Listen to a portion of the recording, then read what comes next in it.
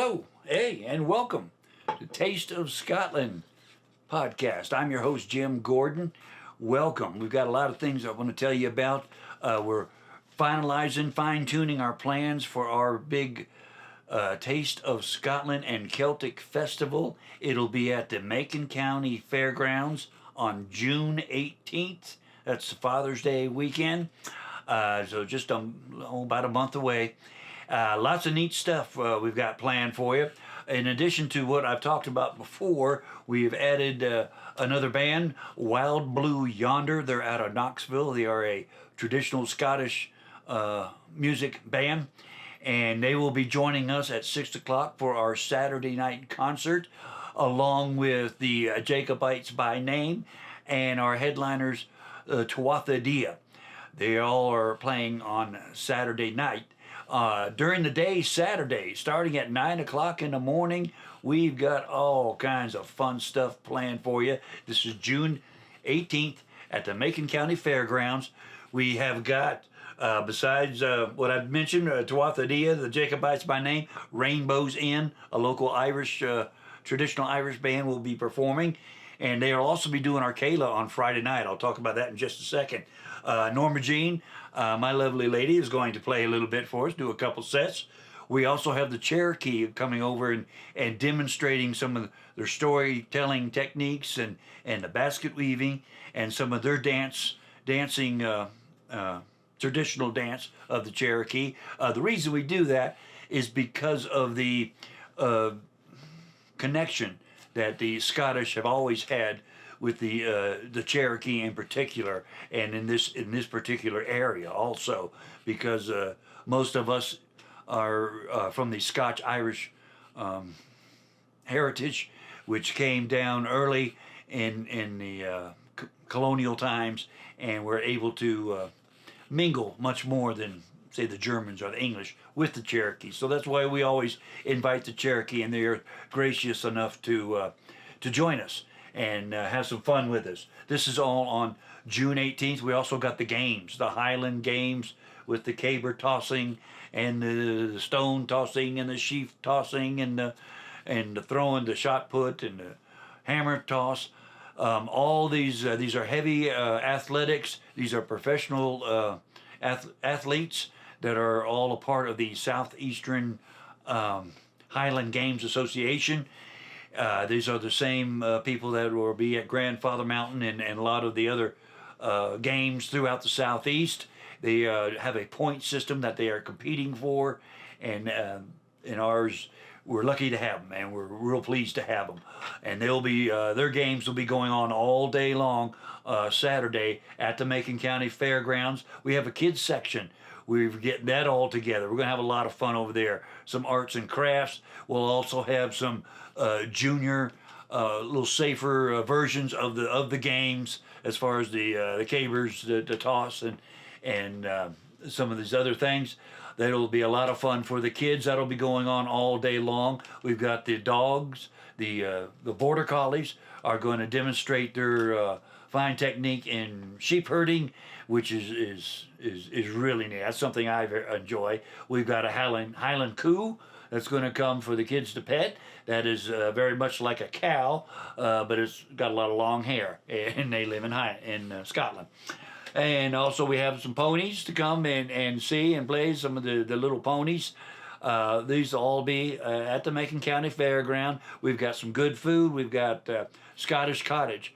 They're coming over from Asheville, and they've got that peat smoked flavor that you love to smell. I just loved smelling that. And also St. Andrew's Square will be doing some bangers and mash and some fish and chips and some of the traditional Isles from the British Isles, that kind of food.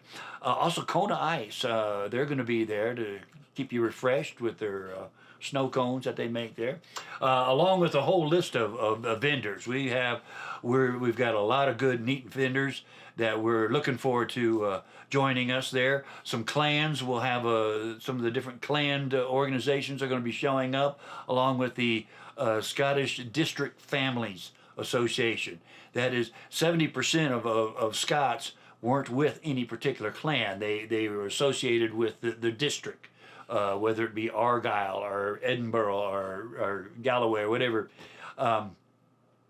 So that organization will be also there. We'll be doing some tartan searches. If you want to come and look up your tartan or what sept or whatever clan you might be associated with, we'll be happy to do that with you.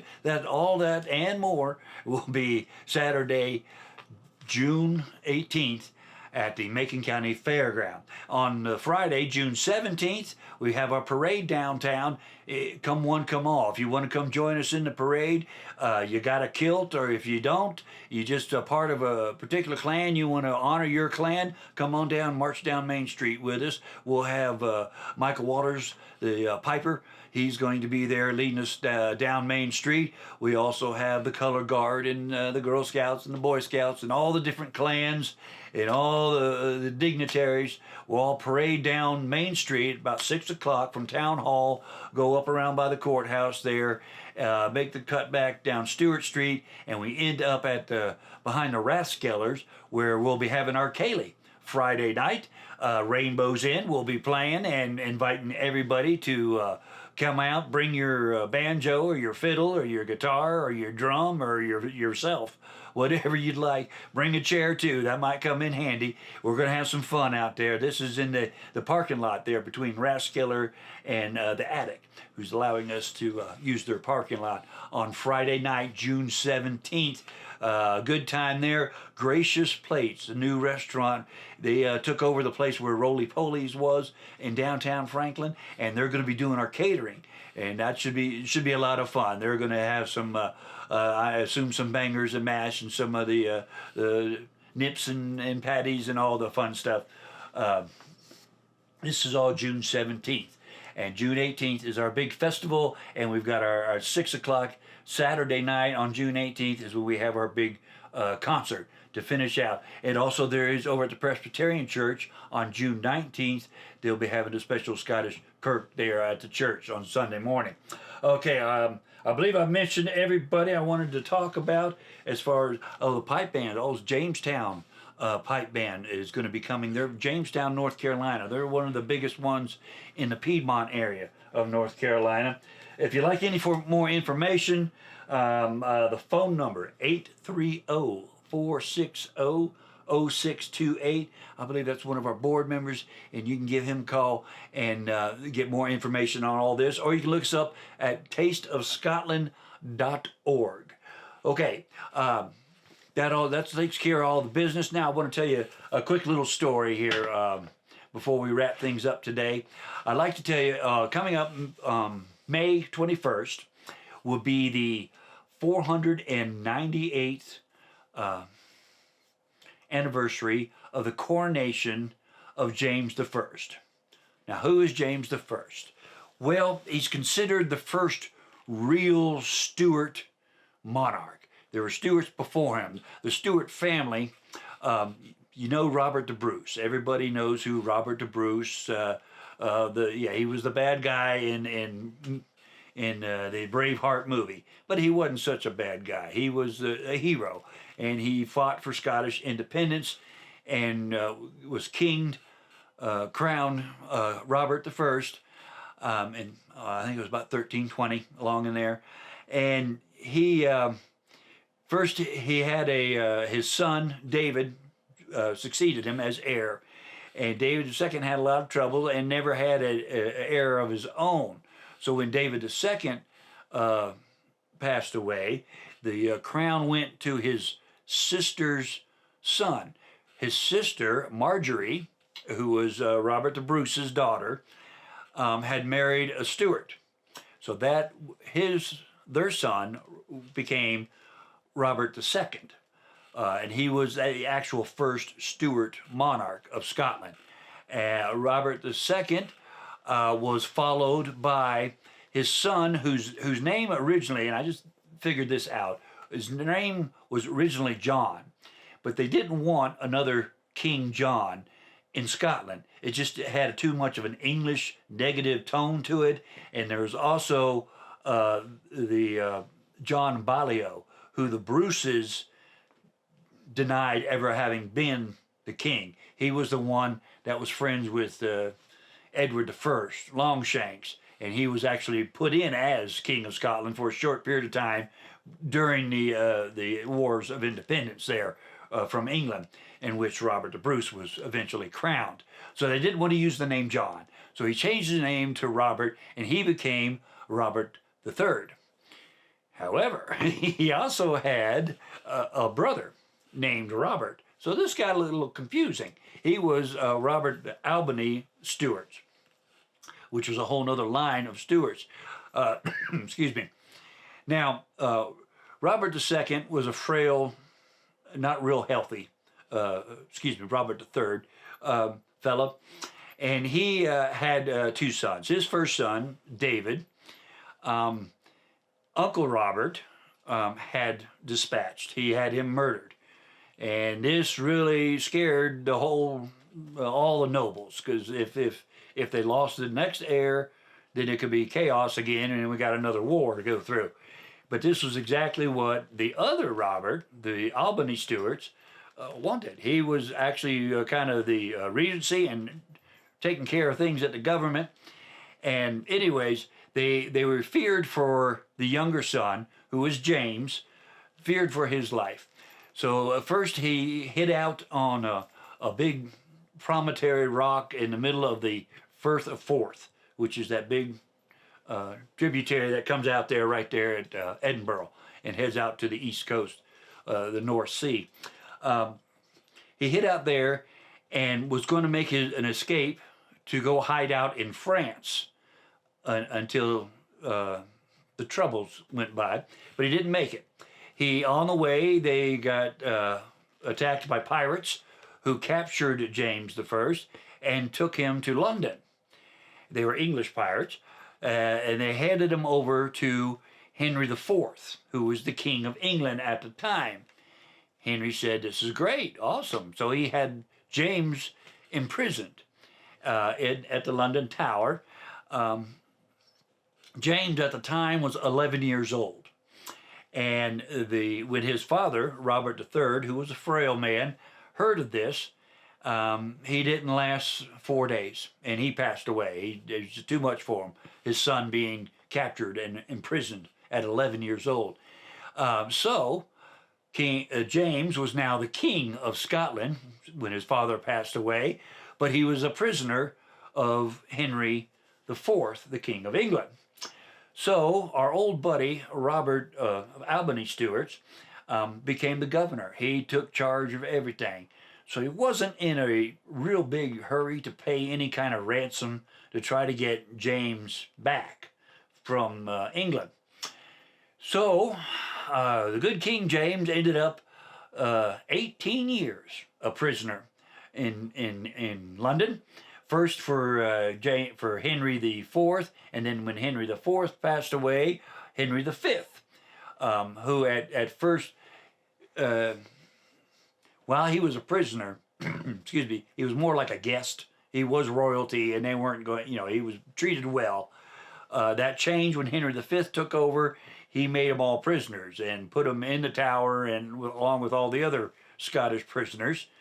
But eventually he wore down, and James I went back to being more like a guest than really a prisoner. It was, after all, 18 years he was there. He grew up. He actually fought with Henry V against the French and Scottish forces. Because of the old alliance, Scotland and France were still aligned. So in the English wars with France, Scotland was fighting for France. However, their king was fighting for England. Very complicated, but that's the way it works out sometime. So anyways, he grows up. He's 29, pushing 30 years old, and the Robert Albany Stuart has passed away. His son Murdoch is now the governor and regent of Scotland, and he decides, okay, we'll bring our king back. We need him to keep the country in line. So they finally make a deal with Henry V, and James is released and returned to Scotland, where on May 21st, 1498, he is crowned finally after 18 years of being the king, uncrowned. He is finally crowned on May 21st. At that time, he calls his first parliament. This is in Perth. At the time, that was where the seat of his government was in Perth. Uh, excuse me. So he decided he changes a lot of laws, makes it anybody involved in any kind of treasonous act against the monarchy, they can claim their lands and be executed and beheaded. And by the next year, by the next May, he has got the whole bunch of Stuarts who are actually his uncle and cousins. They are all convicted of treason and beheaded. And that's the way he took care of things. James I, he was a very powerful ruler. He brought Scotland out of the Middle Ages, medieval times, and more into the Renaissance. He's the one. He's considered the first real Stuart monarch, and all the succeeding Stuarts, all the way down through James VI and Charles I of England when they united the kingdoms, all the way to Anne in 1707. So it lasted several hundred years, the Stuart dynasty. He made a lot of enemies. James I did, in particular Archibald Douglas, the Earl of Douglas. They didn't get along. He had enemies there with the MacDonalds, the Lord of the Isles, up in the west, in the islands. And so by 1437, this was only 12, 13 years after he had been crowned, he gets assassinated. He is killed, thinking that the Albany Stuarts would be able to take over, but they forgot about his son. But his wife and son survived, and son becoming James II at 6 years old. So the Stuart dynasty remained intact, and that's basically the story of James I. I wanted to tell you that is because on May 21st is the 498 years since his coronation. Okay, have fun. Come see us on June 18th at the Macon County Fairgrounds. We're going to have a lot of fun. We'll learn some more history along the way if you're not careful. See you later. Bye.